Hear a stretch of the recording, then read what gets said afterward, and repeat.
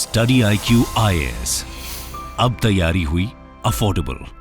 Hello, namaskar, namaskara, namaskaram, namaskar. My name is Pooja Divedi. Welcome to my class, The Daily Current Affairs. Today we are going to learn many significant events of the past 24 to 48 hours. Specifically, the features that have enlightened us from the G20. It is important for us to know all this from the perspective of UPSC Prelims as well as from the perspective of the UPSC Mains examination, because many of you ask me that you need to make notes or not. I will say no, because I provide whatever notes are being used by me through my Telegram channel, that is by the name of Pooja Divedi UPSC. If you have any queries regarding this examination, you can also follow me on my Instagram and follow me on my threads. So before I begin, I would like to inform you about the P2I courses that we are launching from 11th of September. These are the batches that you may need for UPSC 2024. This is available in Hindi, English and English. Test series for prelims and mains, ethics, essay, CSAT, interview, in addition to the GS for prelims, mains and interviews. Everything is covered over here. Even study material is provided along with the live classes. The live classes will be from 8 a.m. onwards. These are morning batches. Please do take admission as quick as possible, because we have already started with our batches. Whatever you may have missed, we are going to provide you in recorded format so that you do not miss on anything. So use the code PDLive whenever you are going to take admission. Actually, the course costs us 70,000. But if you use the code PDLive, it will be made available to you at 29,999 only. For other courses also, you can use the code PDLive. Now, let's begin with the various topics of today. These are the many important topics that we have to cover. First, we will start with International Literacy Day, because I asked a practice question. For this, and those of you who have answered it correctly, I will take your name by the end of this class. So the International Literacy Day is targeted towards which of the following Sustainable Development Goals? SDG 4, 3, 8 or 7. Sometimes it can happen that the schemes that are launched on an international and a national level, they have to be in congruence with the Sustainable Development Goal. And this can be asked for any government schemes as well. If the government has launched any sort of scheme, you have to always interrelate them with the Sustainable Development Goals, because these kind of questions are the favorite of UPSC examination. Sustainable Development Goal number 4 talks about literacy, and the International Literacy Day is celebrated on the 8th of September every year. It was established in the year 1966, and after 1 year it was celebrated for the first time. So, Sustainable Development Goal number 4, that is option A, is correct. Many of you have answered it correctly. I will take your names by the end of the class. So, we are going to emphasize upon how education or literacy is related to human dignity. It is not a luxury. It is a fundamental right. And this day raises awareness about that. The idea of it was first, the seeds of it grew at the World Conference of Ministers of Education on the eradication of illiteracy. And that happened in Tehran in 1965. Later, UNESCO officially declared September 8 as the International Literacy Day on 14th UNESCO General Assembly Conference in 1966. So UNESCO was the first one to observe it. A year later, the world celebrated its first International Literacy Day, that was on September 8th. Sometimes UPSC can also ask us about the themes, and you have to be very careful with the themes, because it may be okay for this much, as in for prelims statement, it can give you certain parts which are correct and certain parts which are incorrect. So you have to remember the entire thing. Then only you can score good marks. Promoting literacy for a world in transition. That means the world is in transition right now. The world is moving from conventional to renewable energy. The world is moving from a very volatile, from a very stable world for a period of time to now very volatile world.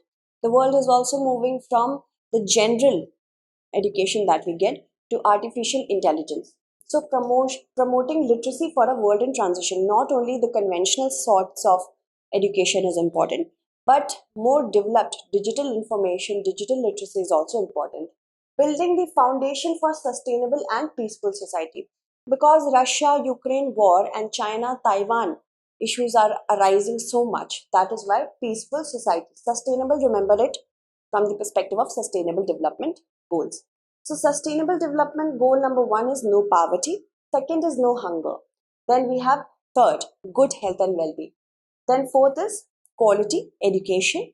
And then fifth is gender equality, clean water and sanitation stands at number six, and so on. Sometimes UPSC can also ask us to consider the pairs. They will give you sustainable development goal numbers and you have to match what they stand for. So you have to ensure that take a cutout of this and stick it in front of your study table, because this could be a really good and scoring question.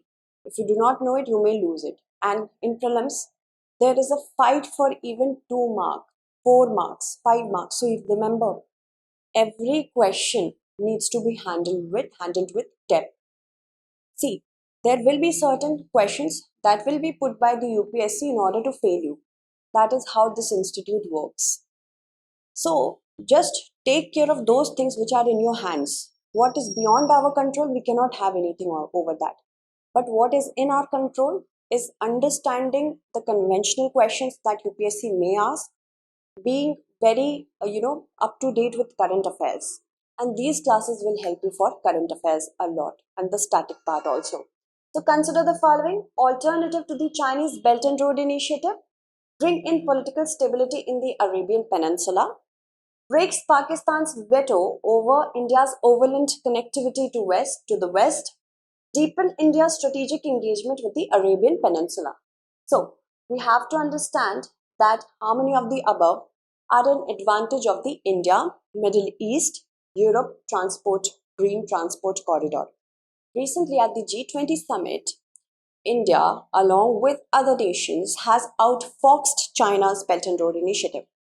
And this all comes amidst when Italy doesn't want to remain a part of the Belt and Road Initiative because it hasn't gotten any sort of significant results in being a part of the BRI. When it joined in 2019, it was the major Western country to do it.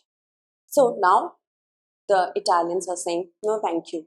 We do not want to be a part of your BRI. It has not given us any concrete results. And this is kind of a blow to China. Specifically, just days ahead of the Belt and Road Initiative conference is going to happen. So, this particular India, Middle East, Europe transport corridor is a corridor which is made up of ports and railway links. Ports, of course, from India to the different countries of the Middle East. And thereafter, the Middle East will be connected by rail links. And thereafter, different ports will be connected to the regions of Europe. So, this is that. And it is a part of another initiative. This is not a standalone part.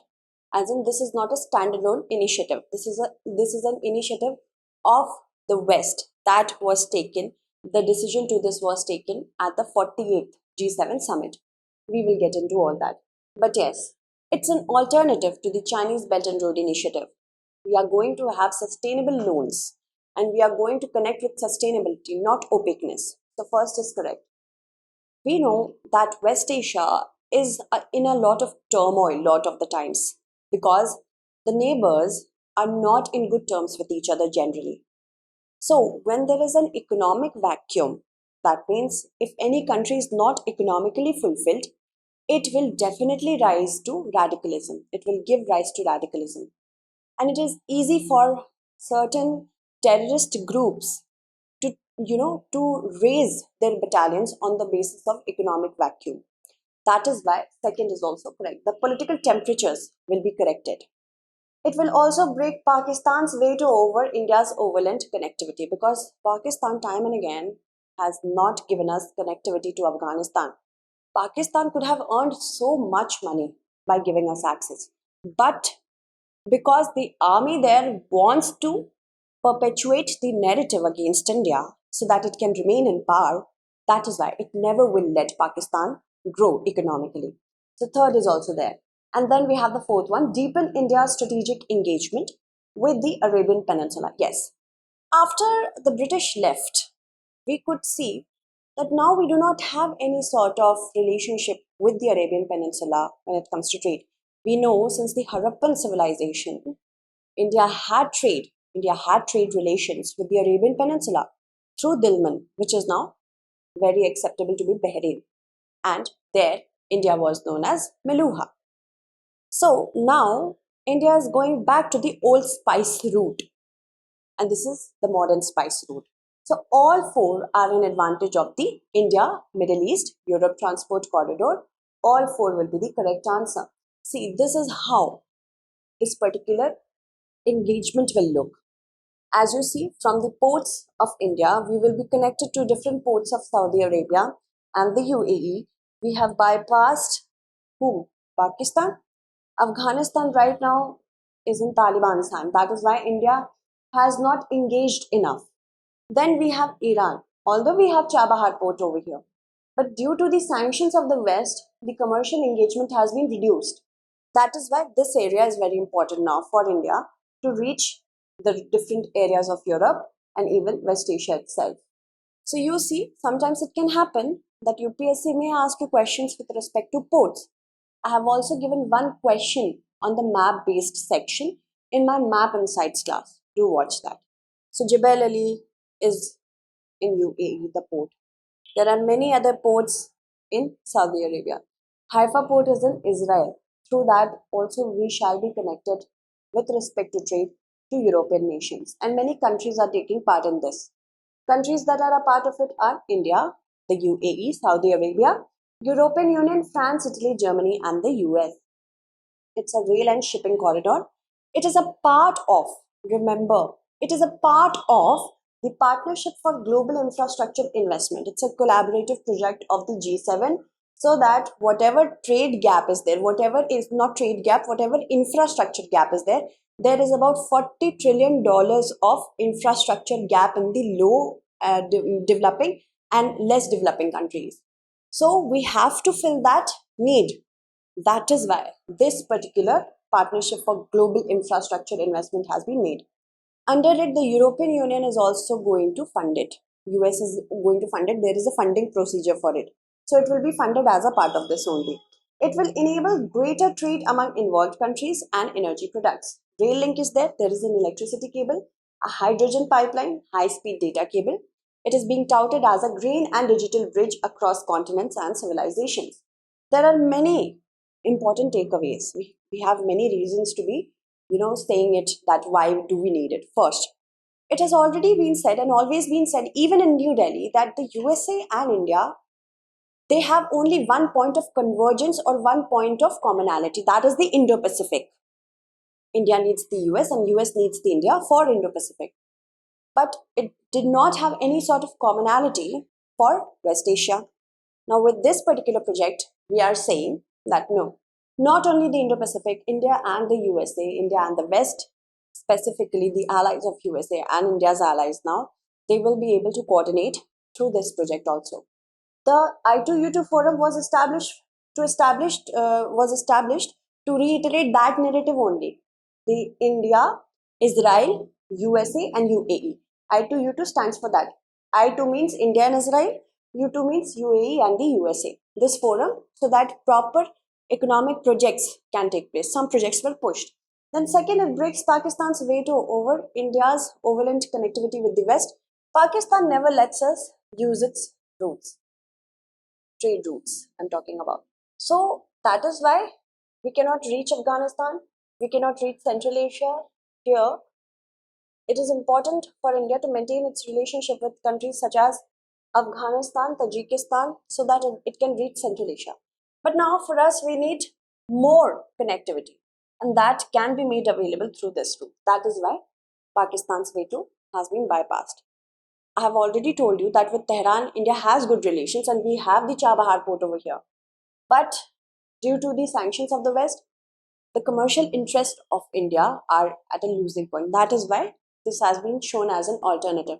However, this will impact for a bit of time the relationship that India has with Iran. Fourth is that the corridor will deepen India's strategic engagement with the Arabian Peninsula. I have already told you that. And the mega connectivity project may bring down the political temperatures that is in the Arabian Peninsula. I have already explained it to you. It is an alternative to China's Belt and Road Initiative. Also, it is financial as well as ecological, unlike China's project. China gives so much amount in loans, but it never shows us what kind of interest it is charging. And that has created a problem in not one, two, but three, four countries. So that is why. The corridor also marks the mobilization of Europe into the infrastructural development in West Asia, and 300 million euros for infrastructure spending worldwide has already been earmarked during 2021-27, so we can use it through that. And eighth point is the Trans-African corridor, which connects different countries such as Angola, DRC, Zambia. So this can provide a gateway to this project as well, which is the partnership for US and the European Union. So India can also engage now. I would like to tell you that it is important for you to attend this class. I have shown you the prelims questions are based on not only facts but also concept. If your concepts are not clear, you may not be able to answer these kind of questions, the last question which we solved. So you got so many points to write in your mains examination also. It is important that you attend this class on a daily basis. Just believe me, your UPSC 2024 with respect to current affairs will be very strong. I can promise you on that. Now, with reference to the Konark wheel, consider the following statements. It was built by King Narasimha Deva I, the ruler of the Ganga dynasty. In the ancient times, the Konark wheel was used as a sundial to calculate time to a minute, including day and night. It reflects the richness of the Dravidian architectural style. So, how many of the statements given above are correct? C are correct. It would be the Konark wheel from the Sun Temple was at the venue of G20 like this. It was a big blow up. And the Sun Temple is the only World Heritage Site of Odisha. And the Konark wheel is more than you think. It's not just architectural.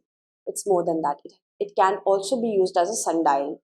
So that makes the second statement to be correct. Then with reference to the, it was built by King Narasimhadev I. This is definitely correct. He was a ruler in the Eastern Ganga dynasty. So first is correct. Second is also correct. It reflects the richness of the Dravidian architectural style. No. It reflects the Kalinga style, not Dravidian. So 1 and 2 are correct. Third is not correct. B, 2 only will be the correct answer.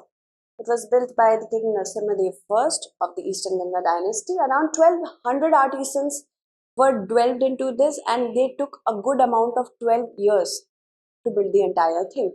Chlorite and sandstones were used. Sometimes this can also be asked. Sun Temple is basically a chariot mounted on 24 wheels. Each of them is about 10 feet in diameter and drawn by 7 mighty horses. The Konark wheel was also used as a sundial to calculate time to a minute, including day and night. It also reflects the richness of the Kalinga architectural style. Sun Temple, a World Heritage Site in 1984, it was designated so. It is Odisha's only World Heritage Site. A very good prelims statement-based question can be formulated. So UPSC is a happy yet fearful blend of concepts and facts. Why do I say fearful? Because current affairs, you have to remain in touch with it. I always tell students, do not at all depend on one current affairs magazine. If you're doing the current affairs part on a daily basis, through the daily current affairs, and reading the editorials, you do not need any sort of magazines. Many toppers, they say that if you do current affairs on a daily basis, you do not need it, the magazine. The magazine is for those who just do lazy work. They are not dependent on the daily current affairs. They think that I will just go through the magazines at the later period, and that is not productive. Because what happens, one news after the another, it comes as a link. And if you're attending daily current affairs on a daily basis, you will understand that link. If you are able to understand that link, you will remember things better. That is why I tell you, do current affairs on a daily basis. Do not worry about any sort of magazine. Alright, this will of course go a long way. Consider the following statements with respect to the United Nations Security Council. Originally, there were 11 members of the Security Council, 5 were permanent, 6 were non-permanent. Permanent membership in the Security Council was granted to 5 states based on their importance in the aftermath of the World War II. So which of the statements given above is or are correct? Turkey has backed India's permanent membership bid to the UNSC. Just think about Pakistan now. Also, USA and Brazil are backing India's permanent bid to the permanent UNSC. So right now, the world is changing. The world is in a great transition phase, which is very favorable for India. And originally in the UNSC, there were 11 members. 5, the P5, permanent 5, are those countries which have nuclear weapons. Others are also there. Others are also there. But because nobody wants to let go of their hegemony in a powerful body like the UNSC. But Turkey says that the world is now bigger than the P5. The world includes other countries as well. So the UNSC needs to be representative. By letting the African Union become a part of the G20, we have come into an era, we have entered into an era that is going to see a lot of reformation in the multilateral institutes. The world is not the world of 1940s anymore. It is the world of 2020s. So we have to ensure that whatever bodies are there, they are representative of the geopolitical realities. So that is why it is important for having reforms. The first is correct. There were 5 permanent earlier and 6 non-permanent. Now we have 15, in which 5 are of course the P5 and remaining 10 are the non-permanent members. They keep on changing. Permanent members, according to Oppenheim's law, it was granted to the 5 states based on their importance after the aftermath of the World War II. Both are correct. Both 1 and 2 will be the correct answer. I have already explained you what the news has been. And according to the UN Charter, Article 23, the Security Council shall consist of 15 members of the United Nations. The United Nations Security Council has 15 members. 5 permanent, P5 are China, France, United Kingdom, Russia, and the USA. The remaining 10 keep on changing. They keep on changing on certain things. 10 non-permanent members, 5 of which are elected each by the General Assembly for a 2-year term. Remember this statement. Every year there will be election for 5 members and they will hold the seat for 2-year term. Originally there were 11 members of the Security Council and 5 permanent, 6 non-permanent were there. In 1963 this changed and the increment was there from 11 to 16. It has set a pattern. 5 will be from African and Asian states, 1 from Eastern European states, 2 from Latin American and 2 from Western European states. Now, according to Oppenheim's international law, United Nations permanent membership in the SC was granted to 5 states which were important after the World War II. MQ-9B was in the news. It is fighter jet, surface-to-air missiles, unmanned aerial vehicles, aircraft carrier. The correct answer to this question is option C, that is unmanned aerial vehicle. So India and the United States discussed the recent pact between GE Aerospace and Hindustan Aeronautics Limited to manufacture GE F414 jet engines in India. This is a big deal. Create a lot of employment, technological upliftment opportunity for India. And MQ-9B is an unmanned aerial vehicle capable of remotely controlled or autonomous flight operation. Now, let's look at the next question. Payload we have to match with the capability they are built for. Aditya L1 is carrying total 7 payloads. We have to ensure that we know what is their purpose. And there are going to be very intricate details that you have to understand over here. So these are the 3 payloads and the capability. We have to see how many are correct. First is Solar Ultraviolet Imaging Telescope. Suit Coronal Imaging and Spectroscopy. No. First pair will be incorrect. Why? Because it is going to take care of photosphere and chromosphere, the suit. We talk about coronal imaging and spectroscopy. It will be taken care of by WELC. Then Aditya Solar and Particle Experiment. Aspects.